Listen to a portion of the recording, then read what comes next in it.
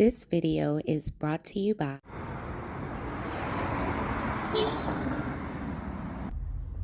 Cool Grain Clothing. We done gone worldwide and we coming straight out of Baltimore. Come on down, shop with us at 215 West Saratoga Street. And if you can't come and shop with us in person, go online right now at coolgrainclothing.com and make your purchase. Oh yeah, and by the way, if you ain't cool and getting the green, you're in the way, and that's just basic. What's going on, YouTube, fam? It's your boy Tony 2 times, and we back with another episode of the Baltimore Way, man. Before I start, be sure to tap that like button. Definitely watch this video to the end to hear the full story and all the details in the case. For my day one fam, y'all already know it's all love. Thanks for tuning back into another episode. If you're new to the channel and you feeling the content, feel free to subscribe. Definitely hit that notification bell so you can be notified every time we drop a new video. Oh yeah, feel free to share the channel with your peoples. Everybody is welcome. With that being said, let's get right into the story. Being a teenage boy is a great time in a young man's life. It's when you probably will have the most fun, most friends, the most energy. Everything about life seems exciting. You can't wait to wake up every day, go to school, kick it with your friends, and just do what teens do. But it also can be a scary time as well. Around about 13 to 16 years old, now you are making the transition from being a kid to being looked at as a young adult. In some environments, peer pressure kicks in. You start to see your friends jump into the streets, probably join gangs, and slowly but surely, that innocence turns into, okay, this is my reality, my city, and this is how I gotta move to survive. For some kids, they get caught up, but for others, they have a good support system, strong family unit, structure, and an outlet to have a better chance of navigating the trials and tribulations of being a teen. Some people are super careful on the things they expose their kids to, how they talk around them and move. But once they walk out the front door and interact with others, see things outside, as a parent, it's really nothing you could do about that. Then you have other things like generational curses or cycles. Meaning, if you are a mother who has a teen son and their father went to prison at their age or maybe a little bit older, you think to yourself, I'm gonna work extra hard so the cycle doesn't repeat itself and make sure I keep my child safe and out of trouble. But unfortunately, in the world we live in, you could just walk out your front door, not looking for no trouble, and it can find you. And on this episode of the Baltimore Way, we'll be discussing the case of a petty altercation on a crowded city bus that left a 14-year-old boy gone. Back in the summer of 2024, 14-year-old Cortez Lemon Jr. was a normal teenager, navigating life in Baltimore. The young man was into sports, football in particular, where he excelled on the field.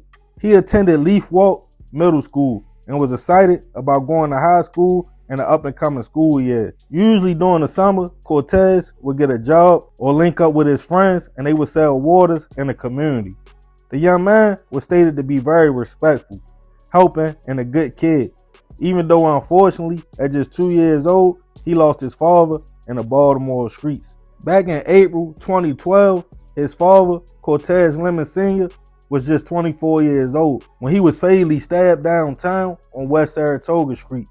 A man was arrested the following day, but it was never stated if he was ever convicted for the situation or not. Despite the family trauma, Cortez grew up around love.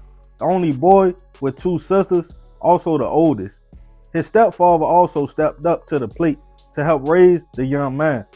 Moving in the right direction in life, it seemed Cortez would be a well-rounded teenager and respectful young adult. On a hot summer day, July 10th, 2024, he woke up and asked his mother could he go see some friends who lived in another part of the city. She told him okay, but make sure you be careful. The young man then left the house and hopped on the MTA, which is common in Baltimore for teens to get around. All saying well, he was laughing and joking, but also on the bus at the time was another teen, 18-year-old Brandon Adams Jr. Somewhere in the mix, the 2 teens would have some words and start going back and forth. As people on the bus tried to see what was going on and what all the commotion was about, some started yelling and running off the bus. In the panic, others was heard stating he stabbed them. As Cortez got off the bus, stumbled by a nearby store and fell. Witnesses called BPD, who responded to the Gardenville Shopping Center on Bel Air Road and Frankfort Avenue in Northeast Baltimore. Upon arrival, they found Cortez laying by a store, suffering from multiple cut wounds. He was rushed to a local hospital, but unfortunately, the young man wouldn't survive his injuries. It wouldn't take long before police located a suspect. People on the bus were pointing at Brandon. He was located at a nearby business. As soon as police approached him, he yelled out, "Somebody had a knife on the bus. Look, they stabbed me," referring to the altercation. But police were able to see the footage from the bus that showed the whole incident. It allegedly showed Brandon pulling out a knife and being the aggressor. Witnesses also verified the story. He was taken into custody, charged with first-degree hit, and taking Cortez's life. The community was grieving, as most people was in disbelief. A 14-year-old boy was gone, just for catching a bus to go see some friends. Others felt the city was getting too dangerous, and the kids needed outlets and programs to discuss their anger and feelings. But the ones affected the most was Cortez's family and his friends. A few days after the incident, they held a vigil for the young man at the same location the situation happened at. Everybody showed their love and support as loved ones spoke out of the type of young man he was. Teachers and friends shed tears, but his mother was devastated. She lost her oldest child and only son. Unfortunately, in the same exact way his father lost his life years prior. As the young man was laid to rest, his family let it be known they would fight hard to keep his memory alive. Brandon is still in custody, and as of now, is still awaiting his day in court. Rest in peace to Cortez Sr. and Cortez Jr. I send my prayers and deepest condolences to the family. 14 years old is a baby for real, but unfortunately, in today's climate, a lot of people consider that grown. When you have hoppers that young, also taking lives themselves. But we gotta remember, it's not all of them, and everybody is not a threat. For him to lose his life in the same manner as his father is terrible. It goes back to what we was talking about earlier, how some people believe in generational curses or cycles repeating themselves. And for some, unfortunately, that's a sad reality. Everybody wants to protect their kids, and most people work hard to make sure they don't go through the same traumas and experiences we went through that took our innocence away. But unfortunately, in situations like this, it's nothing nobody could have done. Boys will be boys. Back in the day, it might have been just a little fist fight. I remember being on the bus and fighting myself.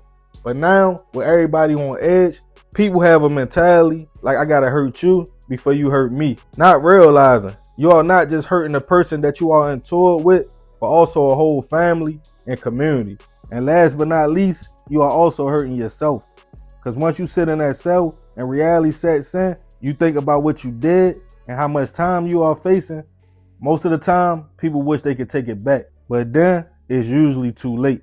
But hey, that's the Baltimore way. Yeah, man, crazy story. Rest in peace, that young man. I definitely send my prayers to his family. But I ain't gonna talk too much more about this one. I appreciate you if you made it to the end. This is another episode of the Baltimore Way. This your boy Tony 2 times. Love, fam. I'm out.